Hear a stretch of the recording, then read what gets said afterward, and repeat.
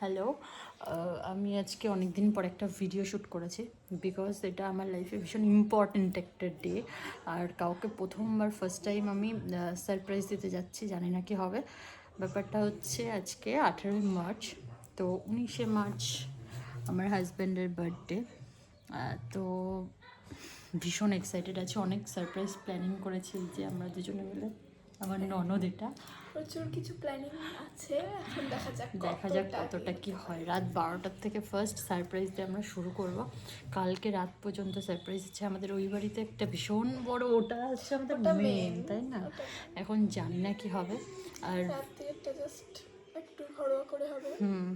যে ওটা midnight celebration, তো ওটা একটু করার ইচ্ছা আছে। আর সবথেকে বড় কথা, এই ভিডিও শ্যুট করার একটাই রিজন যে আমরা দিনটাকে মেমোরেবল, যেহেতু আমাদের কাছে একটা মেমোরেবল ডে মানে করে রাখতে চাইছি, তো সেই মেমোরি হিসাবে ওটাকে, হ্যাঁ, ওই জন্যই আমরা এটা করছি।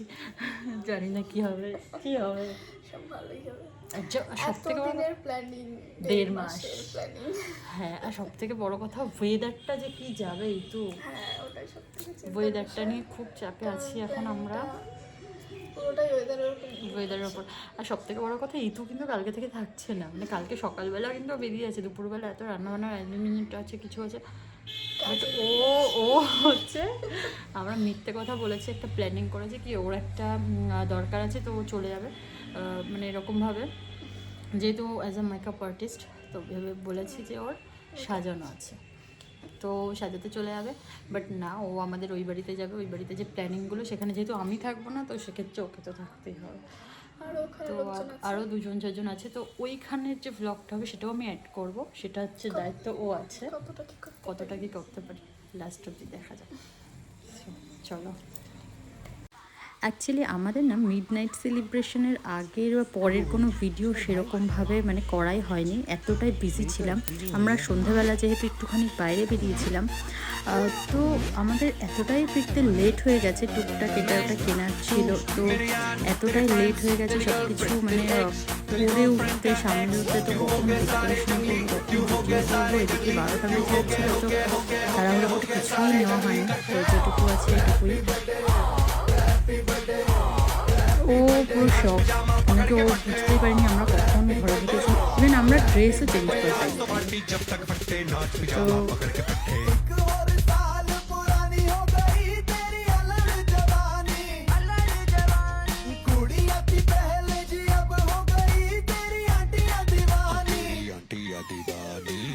কেক কাটিং করার পরও নিজেই টোটালি কনফিউজ হয়ে গেছিলো কাকে আগে খাওয়াবে, তো তারপর দু হাত দিয়ে দুজনকেই আগে খাওয়ালো। আমি যতবার বলছিলাম মামনিকে প্রথমে খাওয়াও, ও কিছুতেই খাওয়াবে না, ও দুজনকেই একসাথে খাওয়ালো। তো তার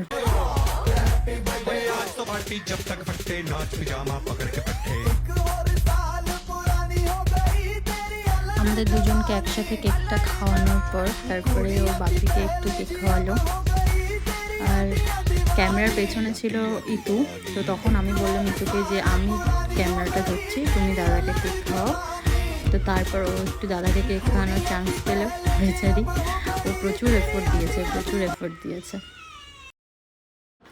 এটা বার্থডের দিন দুপুরে লাঞ্চ টাইমে, তো তখন মামনি ওকে একটু পায়েস খাইয়ে দিচ্ছিল, আর আমি এত বেশি ছিলাম, এত তাড়াহুড়ো ছিল সব কিছুর মধ্যে, আমি পোলাওয়ের থালা থেকে পোলাওয়ের ওপরে যে বাটিটা ছিল সেটা তুলতেই ভুলে গেছি, তো আমি পরে তুলে দিয়েছিলাম। আর অ্যাকচুয়ালি ও এত ব্যস্ত করছিল, ওর মানে খিদে পেয়ে যায়, যেদিন আমার বেশি তাড়াহুড়ো থাকে ওর সেদিন মনে হয় একটু তাড়াতাড়ি খিদে পায়। তো যাই হোক, ও খাওয়ার জন্য বলছিল যে আমার অতিরিক্ত খিদে পেয়ে গেছে, তো তাই জন্য আশীর্বাদটাও ঠিকঠাক করতে পারিনি। এবার ওকে খেতে দিয়েছে, আমি বলছি নাও খাও, যত পারো খাও। আর আমি এটা ফার্স্টে চুরি করেই ভিডিওটা করছিলাম, তো তারপরও তাকে বুঝতে পেরেছে, ও তখন ভাবছিল যে ফটো তুলছে, ওই জন্য পোজ দিচ্ছিল। এদিকে আমি বলেছিলাম ক্লিপ নিতে কিছু, আমি ফোন করে ওদের জাস্ট ইনস্ট্রাকশন দিচ্ছিলাম যে ইতু এটা করো, ইতু ওটা করো। আর এদিকে ওকে হেল্প করেছে পায়েল বৌদি, মৌলি, ওরা 3জনে মিলে এত এফোর্ট দিয়েছে, মানে ওরা না থাকলে সত্যি আমার এত বড় একটা সারপ্রাইজ মানে দেওয়া সত্যিই পসিবল হতো না। ওরা আমার জন্য এত করেছে, মানে আমি জাস্ট ফোন করে বলছি এটা করো, ওটা করো, সেটা করো, ওরা মানে সেটা শুধু চোখ বন্ধ করে আমার অর্ডার মানে ফলো করেছে, মানে এরকম একটা ব্যাপার ছিল। আর আমরা পুরোটা একটা থিমের ওপর অ্যারেঞ্জ করেছিলাম, যেটা পুরো হোয়াইট অ্যান্ড পার্পল। পার্পল ঠিক না, ল্যাভেন্ডার ছিল, ল্যাভেন্ডার, পার্পল অ্যান্ড হোয়াইট। তো এই তিনটের ওপরে থিম ছিল, তো সেটা ওরা খুব সুন্দরভাবে ডান করে দিয়েছে। আর ফটো তুলছিলাম, ভিডিও করছি। আমাদের ডেকোরেশন অনেকটাই কমপ্লিট, প্রায়।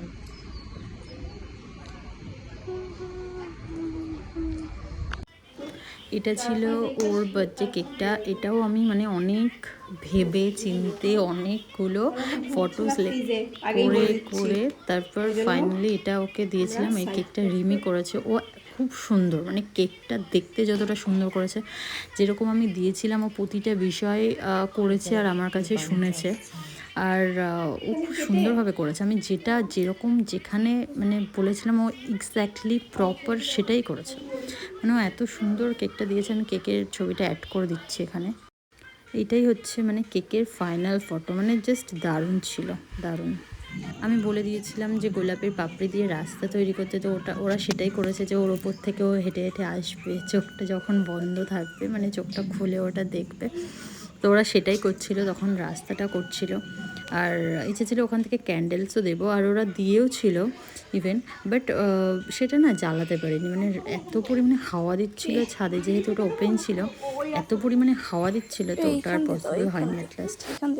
এই যে এটা একটু এখানে ক্যান্ডেলসগুলো জ্বালাচ্ছিল, কিন্তু এত পরিমাণে হাওয়া দিচ্ছিল যে ক্যান্ডেলস ওরা অনেক চেষ্টা করেছে জ্বালানোর জন্য, বাট অ্যাট লাস্ট ক্যান্ডেলস জ্বলেনি। আমরা অত ভাবিনি যে রোদে ক্যান্ডেলসগুলো আর জ্বলেনি, ও যতবার ওরা জ্বালাচ্ছিল ততবারই ক্যান্ডেলসটা নিভে যাচ্ছিল। মানে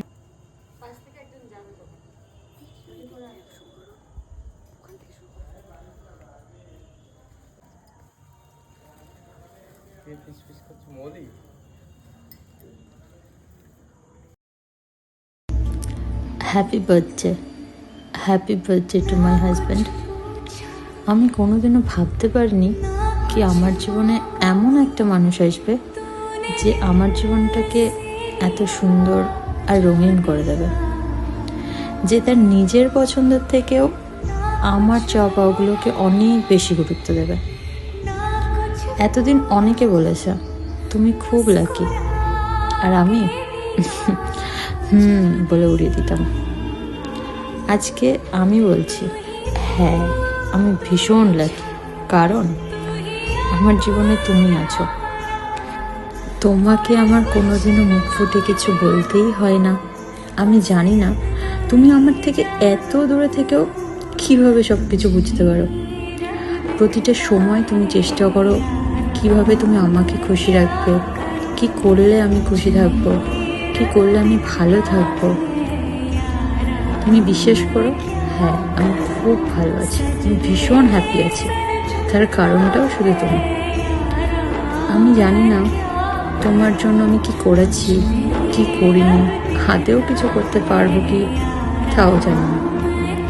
শুধু এইটুকু জানি তুমি আমার পাশে থাকলে আমি সব পারবো, সব পারবো মানে সব পারবো। আমি তোমাকে কতটা ভালোবাসি জানি না, কিন্তু আমি তোমাকে নিজের মতন করে নিজের সবটুকু দিয়ে ভালোবাসি। তুমি শুধু আমার, হ্যাঁ আমার মানে আমার। আর সবশেষে এটুকুই বলবো যে এই দিনটা তোমার জীবনে বারবার বারবার বারবার ফিরে আসো। And again, happy birthday to the man who still gives me butterflies. I love you more every day. Actually আমি এটা ওকে শুনিয়েছিলাম, ওকে দাঁড় করিয়ে, ওটা সারপ্রাইজ ছিল, আর ইচ্ছা ছিল যখন ও চোখটা খুলবে তখনই এটা ব্লাস্টারটা ফাটাবো, আর সেটা করেওছি। আর আমরা নিজেরাই ভীষণ ইমোশনাল হয়ে গেছিলাম, বাট ও এই এক্সপ্রেশনটা আমাকে অনেক পরে দিয়েছে। আর ওকে আমি বারবার বলছিলাম গোলাপের পাপড়ি দিয়ে, শুধু আমি না সবাই বলছিলাম গোলাপের পাপড়ির উপর থেকে হেঁটে আসো, বাট ও বুঝতে পারছিল না, অ্যাট লাস্ট বুঝলো। আর ও মানে সবার সামনে এক্সপ্রেশন দিতে একদমই পারে না, তো ন্যাচারালটাই আসে, মানে ওই যে আমাদের মতো ওয়াও বা কিছু, আমরা যেরকম একটা মেয়েরা যেভাবে এক্সপ্রেশন দেয় ওর মধ্যে সেই এক্সপ্রেশনগুলো একদমই ছিলই না। ও এক্সপ্রেশনগুলো আমাকে বলল যে মানে এত কিছু মানে কীভাবে পসিবল হলো বা কিছু, ওই মুহূর্তে দাঁড়িয়ে কিছুই বুঝতে পারছিল না। আর যেহেতু ওখানে সবাই ছিল স্পেশালি ওর শ্বশুরবাড়ির লোকজন, মানে আমার বাড়ির সবাই ছিল ওখানে প্রেজেন্ট, ইভেন মামনি ঠামনি সবাই ছিল। তো ও বুঝতে পারছিল না আর সবার সামনে ওকে রিয়্যাক্ট করবে সেটাও বুঝতে পারেনি। তো তারপর কেক টেক কাটিং হলো।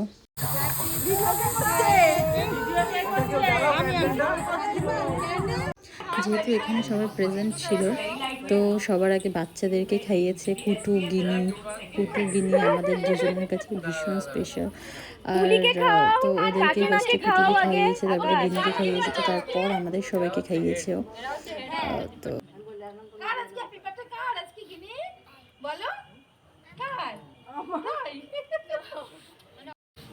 ইতু খেয়েছে। ওই তো ঠিক আছে, থাক না। সবাই এসো। ও সবসময় এত ইন্টারেস্ট নিয়ে এত কিছু করে আর ও সবসময় লাস্টে পড়ে যায়। আর স্পেশালি আমি যদি ওকে কিছু বলি তো ও তো সেটা মানে পুরো প্রপারলি সেরকম করবে। ইকুয়ালি ও যেরকম বলে আমাকে, আমিও সেটা রাখার চেষ্টা করি। আর আমাদের মধ্যে বন্ডিংটা এত ভালো, মানে সত্যি মানে ভীষণ ভালো বন্ডিং আমাদের। আকাশ একটু তো ইতুকে খাওয়ানোর পরে অনেকক্ষণ থেকে মাকে ডাকছিল, মানে ও আমাকে অনেক মানে মাকে অনেকক্ষণ থেকে ডাকছিল যে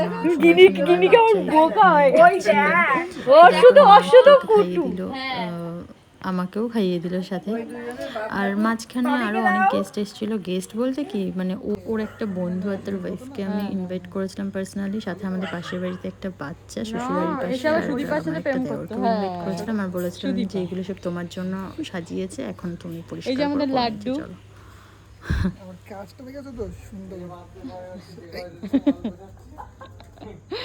আর এটা হচ্ছে বার্থডে বয়, ডেকোরেটার্স এর মাল গোছাচ্ছে এখন। নিজের বার্থডে ডেকোরেশন করেছে, সারপ্রাইজ পেয়েছে, এবার এখন এর জন্য কাজ করছে। পিকনিকের পরে হয় না যে রাতে খাওয়া দাওয়া। আর এই যে এটা হচ্ছে আরেকজন বার্থডে বয়ের বেস্ট ফ্রেন্ড। গোলাপের মধ্যে এমনি হয় জীবনে হেঁটেছি গোলাপের মধ্যে। এই আমি কখনো হাঁটিনি, এটা ফিল নাই, হাঁটিনি ভাই আমি ভাবো 180 টাকার গোলাপ এটা। কেমন করে হাঁটতে হবে আমার গায়ে না এরকম কেমন আগুন দিয়ে দিয়েছে এরকম ছিটিয়ে এরকম করে। আমাকে বলছে। লাস্টে আমরা আমাদের কিছু ফটো অ্যাড করেছি যেগুলো সেদিন আমরা তুলেছিলাম।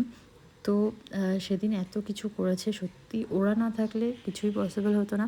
সেদিন দিনটা খুব সুন্দরভাবে আমরা কাটিয়েছি ভীষণ। আর ওর কাছে পুরোপুরি ওটা আনএক্সপেক্টেড ছিল। আর এটা তো আমাদের সবথেকে প্রিয় কুটু আর গিনি। আর এটা তো আমাদের সবথেকে আদরের খুদে, সেটা হচ্ছে আমাদের পুটপুটি। এখানে হচ্ছে আমার ননদ। আমরা সবাই মানে সেম কালার পরেছিলাম, পার্পল। এখানে পুটপুটিকে নিয়ে একটু ছবি তুলেছিলাম। আমার মুখটা এখানে একটু বেশি কেমন লাগছে। এখানে আছে সৌমিতা, পায়েল বৌদি, মৌলি, পুটপুটি, কুটু, গিনি। তো আর এখানে রয়েছে আমাদের ফ্যামিলির সবাই। তো এখানে ভিডিওটা শেষ।